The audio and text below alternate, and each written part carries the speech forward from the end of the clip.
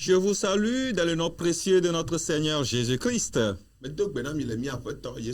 C'est encore un réel plaisir pour nous de vous retrouver et de partager avec vous la parole de Dieu. Alors, je vais inviter le pasteur Oubagan pour la prière.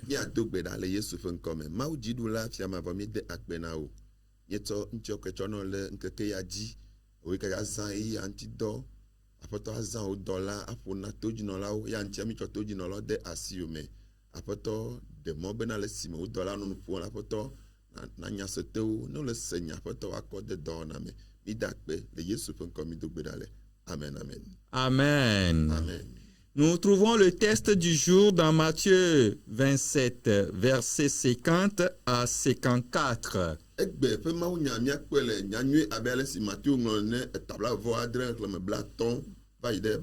Matthieu chapitre 27, du 50 à 54, la Bible dit: Jésus poussa de nouveau un grand cri et rendit l'esprit.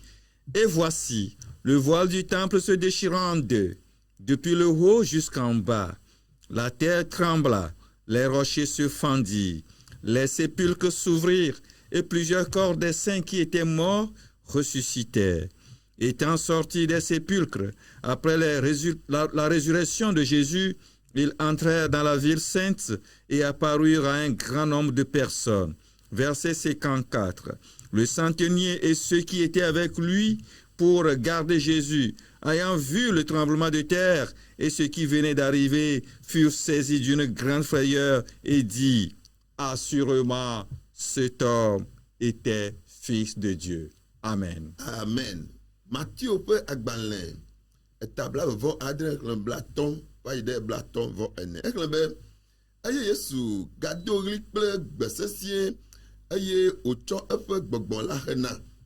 Aye kpoda mau xɔme tsovo la dze eve tso tagbɔ va se ɖe egɔme eye anyigba ʋuʋu eye kpe gbadzawo wo eye yɔdowo nu ʋu eye ame kɔkɔewo geɖe siwo dɔ alɔ la ƒe ŋutilãwo tsitre eye esi wodogo tso yɔdowo me le eƒe fɔfɔ megbe la, woyi ɖe du kɔkɔe la me eye woɖe wo ɖokui fia ame geɖewo piki blatɔ vɔ ene si nyi mamlɛa ke esi aʋafia la kple ame siwo kpe ɖe eŋuti hele Yesu dzɔm la kpɔ anyigba ʋuʋu kple nu siwo va dzɔ la, wovɔ ŋutɔ hegblɔ bena nyateƒe Mawuvie nye esia. Amen.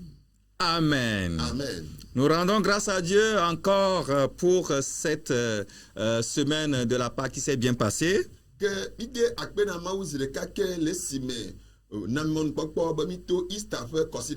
Et comme nous sommes toujours dans la fièvre de la Pâque, je vais partager avec vous ce message de la Pâque. Je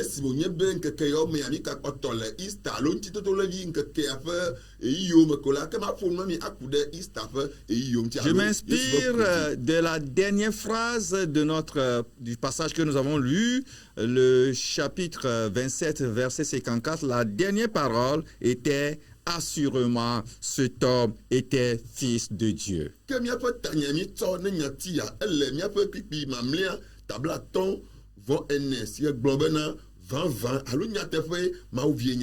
Assurément, Jésus était fils de Dieu. Alors, à l'instant où Jésus expira sur la croix, divers prodiges ou avertit le monde entier que ce n'était pas un homme ordinaire.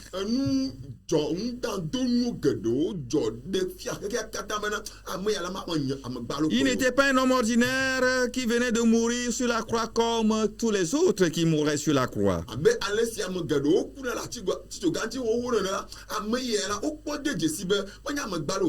Nous pouvons remarquer que de même, on l'a vu dans l'humiliation de sa naissance, entouré d'une gloire éclatante, afin de montrer que ce n'était pas un simple fils d'Adam qui naissait. que le amela mia kpɔ le be didime va la ŋdo dadonu yɔ katã do me le si me wole di la que woado dzesi bena menya Adam be vi dede kpo nye ame yawo. Alors les miracles que nous allons tout à l'heure vraiment décrire et qui sont des signes forts pour nous, ces signes-là vont attirer l'attention de tout le peuple que effectivement Jésus n'est pas un simple homme. Que nous yɔ mia kpɔ la que ade dzesiwo afia eye wade afia ya katã bena nyateƒetɔ la Yesu la menye ame kpo ye wonye. Ces signes ont une profonde signification symbolique pour nous aujourd'hui. Que dzesiwo la wonye gɔmedede ne deto na mia ame yawo. 4 signes. Dzesi ene. Le premier signe, Dzesi gbãtɔ. le tremblement de terre pendant sa mort. Le si me wo le mianu la anyigba be ƒua ʋuʋu alo anyigba ʋuʋu. La mort du Fils de Dieu s'accompagnait aussi de grands bouleversements dans la nature ce jour-là. Le gbemagbe la le si me wo ke be nu ʋua na ye anyigba ʋuʋu la ke nu dzɔdzɔ geɖewo dzɔ le gbemagbe. C'était comme si tous les éléments inanimés exprimaient leur communion avec leur Créateur. Que le mame la ke enuwo katã me agbeme le ŋutɔ tsã wo katã wo ʋuʋu de gbefa woƒe wɔla. La Bible dit qu'un tremblement de terre fend les rochers et ouvre les sépulcres. Bibla gblɔ bena anyigba ʋuʋu ya la ena bena anyigba ekpeawo la wo katã wofe ɖe ve kpla. Vous savez, le tremblement de terre est un événement assez fréquent à Jérusalem. Minya anyigba ʋuʋu la enye nu ne dzɔna edzi le Yerusalem towo me. Mais ce qui s'est passé à cet instant, Vɔa nu yi ne dzɔ gbemagbe ya. le jour de sa crucifixion, Egbe wo klẽ ɖe atitsoga ŋuti la. montre vraiment la sympathie de la nature avec la grande tragédie. Ke eya la de nɔnɔme ɖe ne eyiwo katã nye enu siwo katã me ʋãna tsã o la wo katã wo de vɔvɔ ɖe go. Ce tremblement de terre exprime sa grandeur. Ke anyigba ʋuʋu ya la eɖe Mawu ƒe gãnyenye kɔfia Ce yi. tremblement de terre exprime combien Dieu est grand, Jésus est grand. Eya la anyigba ʋuʋu ya la gaɖe ale ne Mawu la enye gã alo kɔkɔ wu nuwo katã. Il révèle sa grandeur. Eɖe yeƒe gãnyenye kɔfia yi. Et en même temps, il révèle également l'abomination du crime qui était commis contre lui. Ke eya gaɖe vɔɖivɔɖi nu gbegblẽnuwo wɔ ɖe egbɔ alo hlɔ̃nuwo ɖo ɖe egbɔ la eya gaɖe yeƒe kɔkɔme ɖe kɔfia. Les faits s'étaient tellement exprimés de sorte que celui qui gardait et les soldats, tout ce qui était autour de lui, on puisse vraiment confirmer, on puisse tous dire, confesser que assurément cet homme était fils de Dieu. Hlɔ̃nuwo katã wɔ ɖe ŋuti kpakple nɔnɔmewo katã va yi edzi la wɔe bena amewo katã kpɔ nua teƒe abe gbadagbɔ la wo katã woŋutɔ va ʋu eme va ɖo ta ɖe edzi nu bena ame ya la Mawu vie wònye vavã. Frère, Jésus est le Fils de Dieu. Nɔvinye Yesu Kristo la nye Mawu gbagbe la ƒe vi. C'est lui seul qui est grand. Eya ɖeka nye gã. C'est lui qui est au-dessus de toutes Ye choses. le nuwo katã ƒe ta. Si tu ne le reconnais pas toujours, Ne me gbɔ do dzesi kokoko. je veux te le confirmer qu'il y a des faits, il y a des signes, il y a des miracles qui chaque jour, que ce soit dans le passé comme aujourd'hui, qui témoignent que Jésus seul est grand. Ke me dzi ma gba gblẽ na wa ke bena nu dzɔdzɔ nukunu nɔnɔmewo katã do wɔ la wo katã woɖe gbefa bena Yesu Kristo nye gã. Tous les faits confirment qu'il est Seigneur. Nu dzɔdzɔwo katã woɖe kpe dzi bena eyae nye aƒetɔ. Nous pouvons aussi remarquer que le tremblement de terre dont je parle ici eut lieu dans 3 jours, 2 fois dans la vie de Jésus. Ke le Yesu ba gbeme la nukpa ʋuʋu be nyagblɔ la fia eɖe ɖe go zi eve le ŋkeketɔ me le Yesu Kristo ba gbeme. Ce tremblement de terre eut lieu pendant qu'il expirait, pendant sa mort. Le si me wole mianu la le si wòtɔ ɖe gbɔgbɔsɔ le na la ke nyigba ʋuʋu ya la edo wò ɖaɖa. Et aussi au moment de sa résurrection. Eye evelia eva me le si me wòatsitre. C'est-à-dire 3 jours après, Eya gome la ŋkeketɔ megbe la. il se fait un grand tremblement de terre et l'ange roula la pierre qui ferma le tombeau comme pour dire au monde entier, Christ est ressuscité. Eye le si me wòatsitre la ke Biblia na nya anyigba ʋuʋu eye dɔla la mlikpea ɖo ɖa eya ɖevia gblɔ bena Maouvi eye nye ameya. Vous savez, ces deux tremblements de terre liés l'un à sa mort et l'autre à sa résurrection sont des signes forts pour nous. Que nya kpobna nyigba wu veya wala gbato la lefe kume eye velia lefe titretiti mela to yo kodo wala que onyanu okata o degbe fa do. Le premier tremblement de terre a fait fondir vraiment les rochers. Que et les morts sont ressuscités.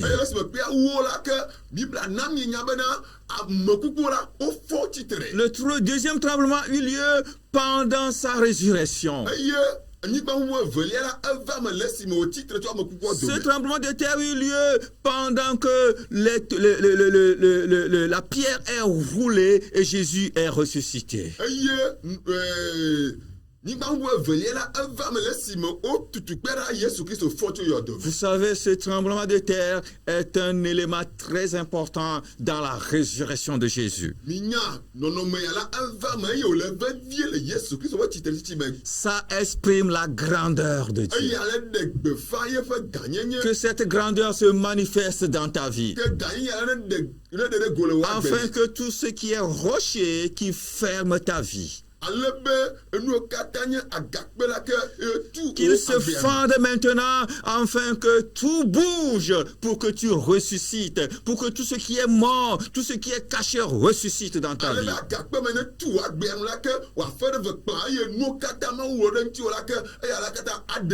Que cette grandeur se manifeste toujours dans ta vie, pour que toute pierre qui vraiment ferme vraiment ton tombeau, qui ferme vraiment ton élévation, qui ferme, Seigneur, ta résurrection, que toute cette pierre soit roulée parce que la grandeur de Dieu se manifeste dans ta vie.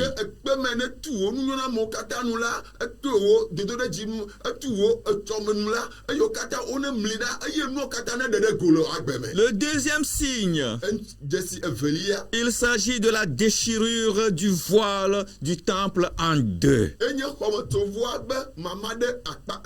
Là, je me permets de vous parler un peu de ce voile.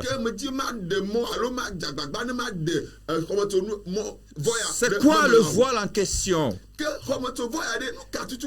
C'était le voile du temple qui séparait le lieu saint du lieu très saint. Ce voile défendait l'entrée à toute personne dans le lieu très saint.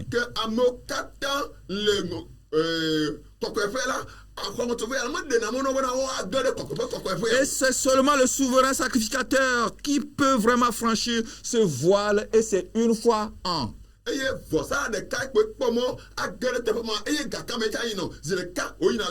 c'était pas à toute occasion que lui-même doit se rendre là-bas. C'était seulement au grand jour, le jour d'expiation.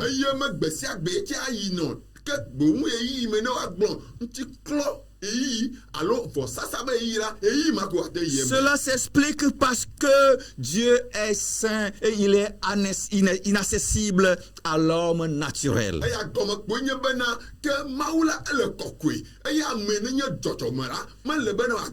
Jusqu'à l'accomplissement du temps, jusqu'à ce que Jésus ne fasse le dernier sacrifice, n'expire sur la croix, eh bien, c'était l'homme ne pouvait plus avoir accès à Dieu parce qu'il est saint.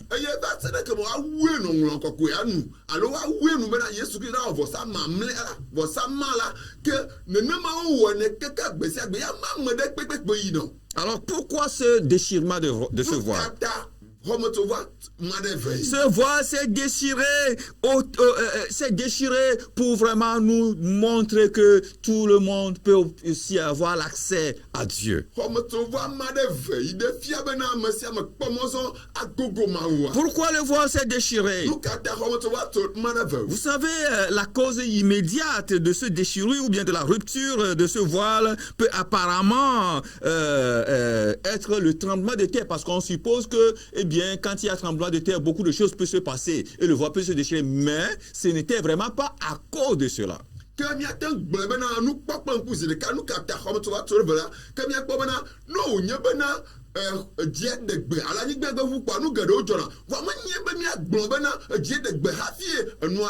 Non, parce que, eh bien, la Bible même a dit que le voile se déchirait du haut jusqu'en bas.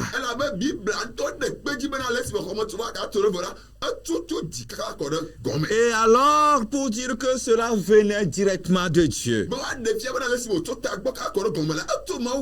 Cela expliquait l'accomplissement total de l'œuvre du sacrifice de Jésus sur la croix devant Dieu.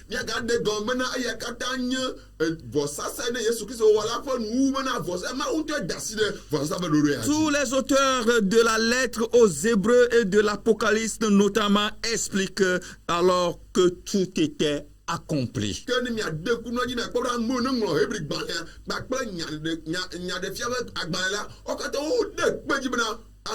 Vous savez, la déchirure de ce voile est un acte lourdement chargé de symboles et d'une portée considérable.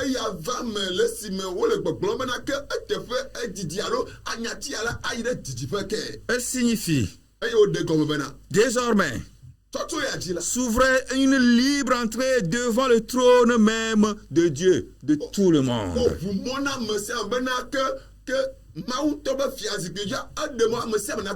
Avant, tout le monde n'avait pas accès. Tout le monde ne peut pas aller devant son trône. Tout le monde ne peut pas se présenter. Et le sacrificateur qui se présentait une fois l'an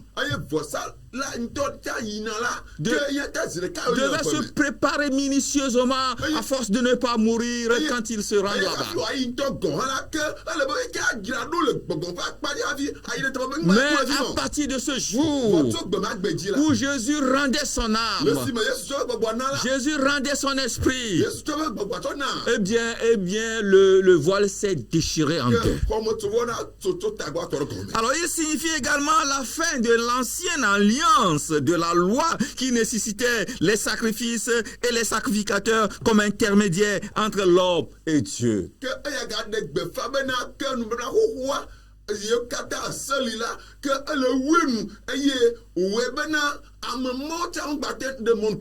Ça, avant nous étions sous la loi.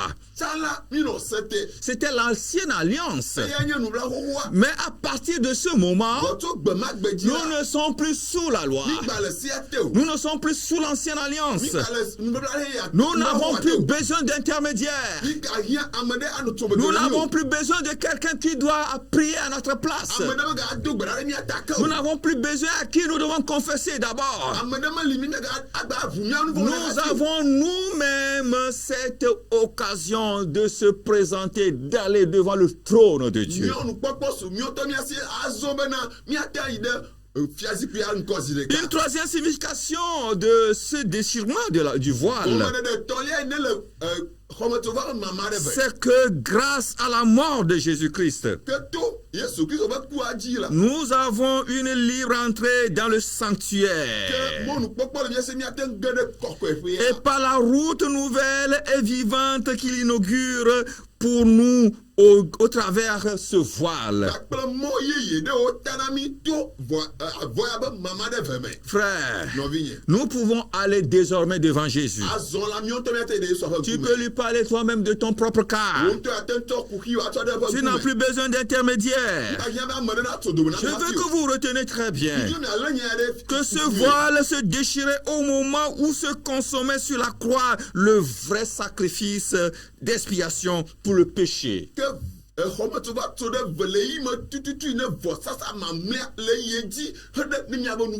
Aux yeux de tout le peuple assemblé dans le temple pour l'oblation du soir.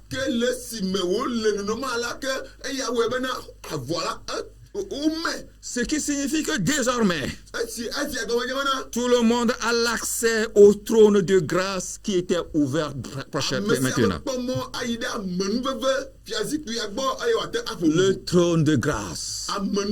Tout le monde n'avait pas accès. Tout le monde ne peut plus aller, ne peut pas aller. Mais grâce, trône de grâce, c'est-à-dire ce que nous ne méritons pas, nous avons maintenant l'accès de le mériter.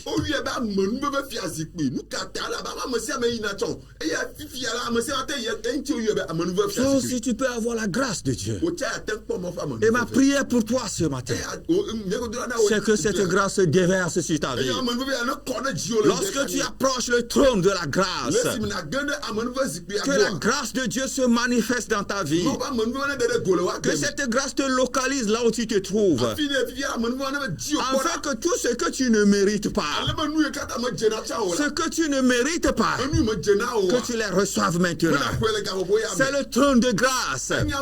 Tout le monde ne pouvait pas avoir l'accès avant.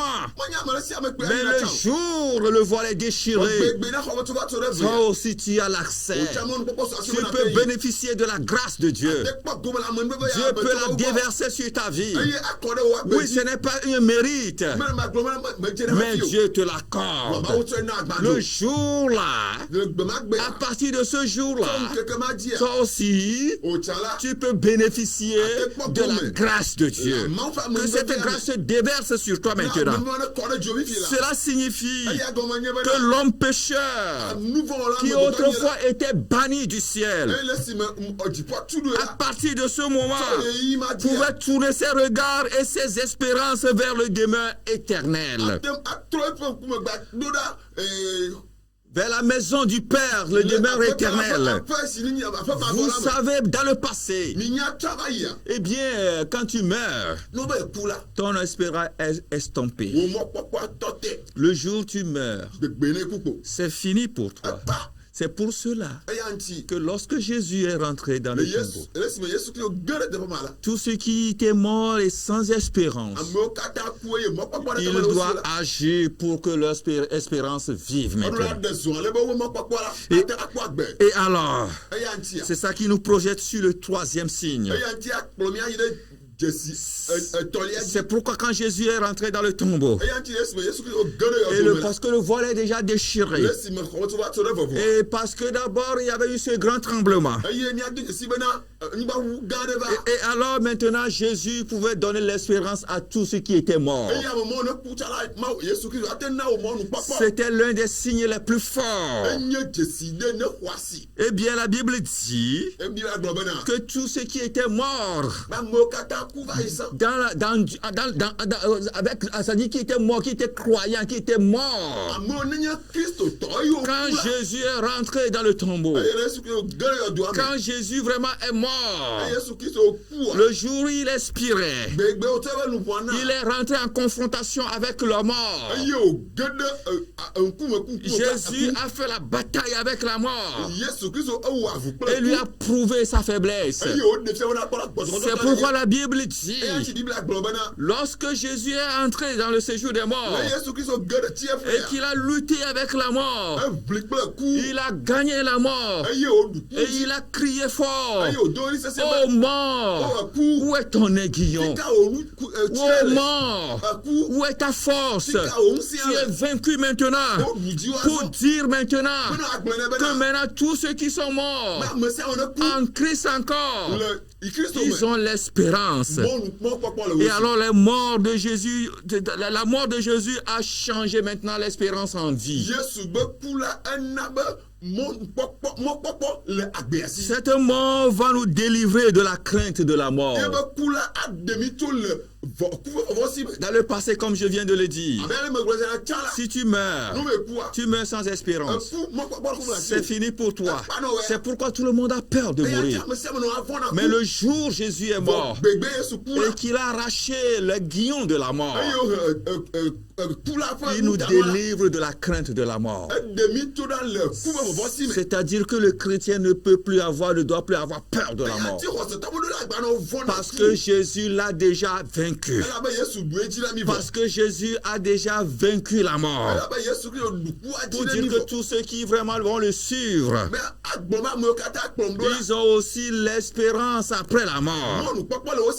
Si Jésus a pu ramener tous ceux qui étaient morts, les saints qui étaient morts dans l'Ancien Testament en vie, et alors pour prouver que, eh bien, tous ceux qui croiront en lui ont aussi la même espérance, c'est pour dire que même si quelqu'un meurt, même si toi chrétien tu meurs aujourd'hui, Jésus, ce n'est pas fini. Ne Yesu Kristo la te da mo na kuta mo popo mo le osi o ba na wo mo popo le osi la ke le gbogbo mo na wa me kaka e ne ba po e je be ku mo gbe la ke mo popo le o ta si o na de je si ba na la si me po e so do la mo popo la si. La mort d'un chrétien, ce n'est pas une fin en soi. Ce n'est pas fini.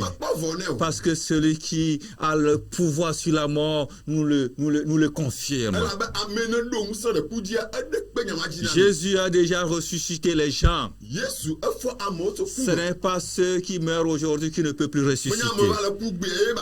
Lui-même, il n'est pas resté dans le tombeau.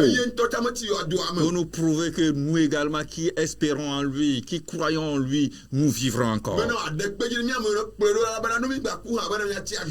L'Écriture indique que Jésus, par sa mort et sa résurrection, a libéré les justes du séjour des morts pour les amener avec lui dans le paradis.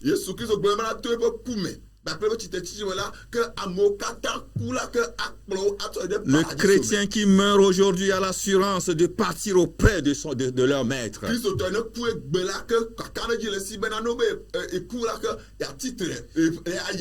C'est par sa mort que nous avons la vie. Et plusieurs qui trépassent aujourd'hui ressusciteront un jour en Jésus. Parce que Jésus était le modèle, en tout cas la prémisse de... Et nous sommes très sûrs que Jésus agit toujours. Le quatrième signe témoigne que c'est le témoignage du centenier. Et Jésus, ayant encore crié d'une voix forte, rendit l'esprit. Je suis en train de lire le passage, hein? Donc le passage 54, voilà. Et le centenier et ceux qui avec lui veillaient sur Jésus, ayant vu le tremblement de terre et ce qui venait d'arriver, une forte grande peur en disant certainement celui-ci était fils de Dieu.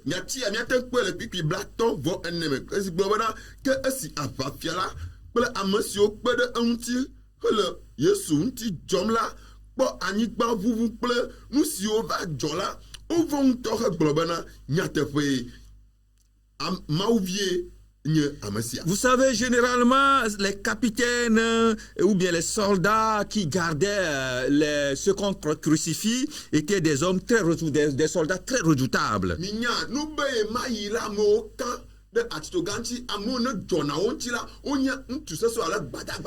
Et il était sans doute que celui qui veillait même sur le tombeau ou bien sur pendant que Jésus était sur la croix était vraiment un soldat très dur de cœur.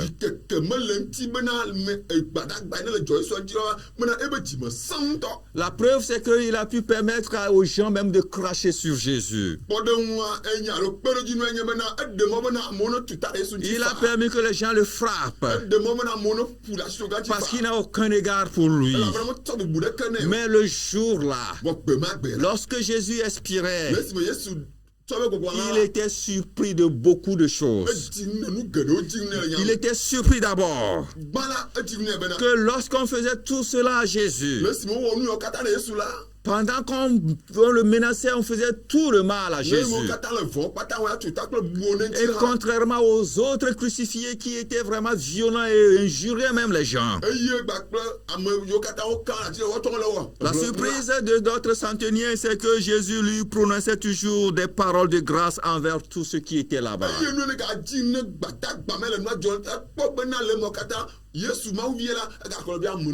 Et ensuite, la deuxième surprise de ce centenier, c'est qu'en plein midi où le soleil se cachait jusqu'à ce que celui qui a été crucifié comme roi des rois s'écriait douloureusement, mon Dieu, pourquoi m'as-tu abandonné? Ce qui n'est pas le cas pour les autres.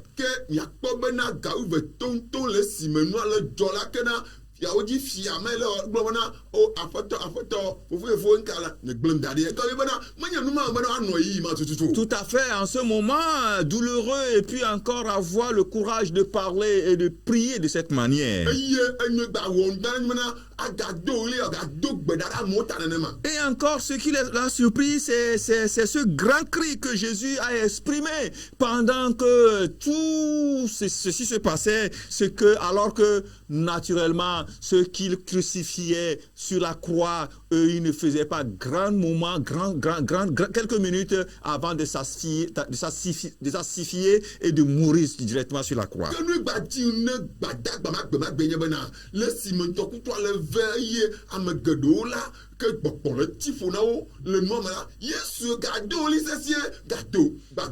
Et la quatrième surprise, c'est ce grand tremblement de terre qui vient fendre tout devant eux.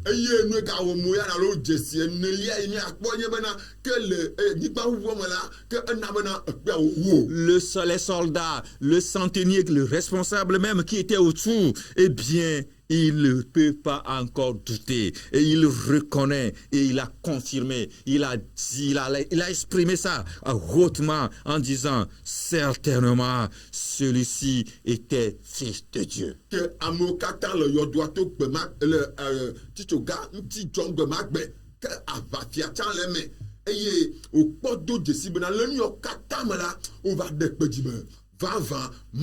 Les yeux de ce centenier s'ouvrirent sur la grandeur de cet homme.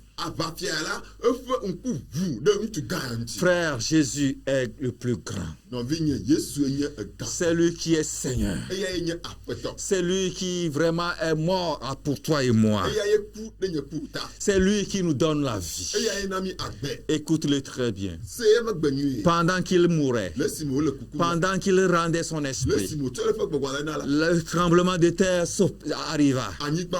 Eh bien, quand le tremblement de terre arriva et la terre arriva, eh bien, les rochers sont fendus.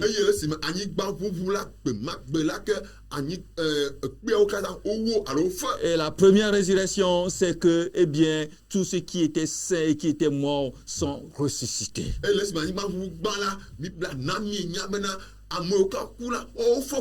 Et là, le troisième jour, eh bien, il y a encore tremblement de terre. Et alors, la grosse pierre qui fermait son tombeau est roulée. Et Jésus lui-même est ressuscité. Je ne sais pas quelle montagne, quel rocher ferme ta vie ce midi. Je ne sais pas quelle pierre ferme ton bonheur.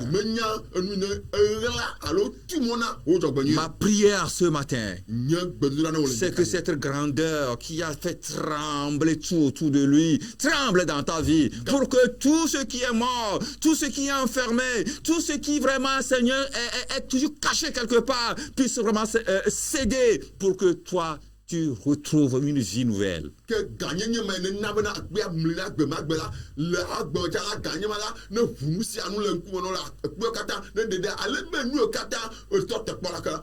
Afin que tout ce qui ferme ta santé, tout ce qui ferme ton bonheur, tout ce qui ferme vraiment ton élévation, que tout cela cède maintenant, parce que la grandeur de Jésus va se manifester dans ta vie et tout va ressusciter. Alléluia.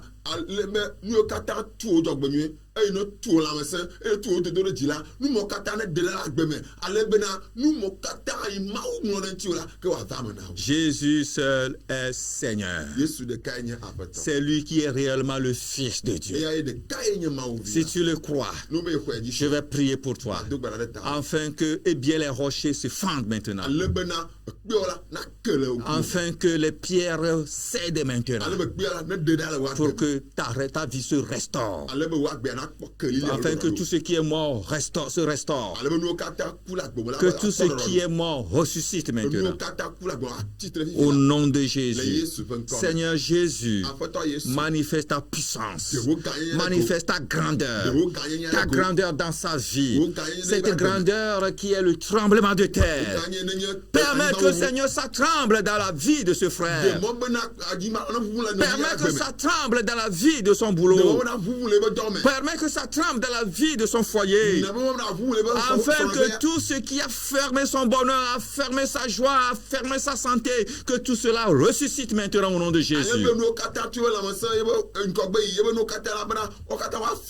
Jésus, tu es Seigneur.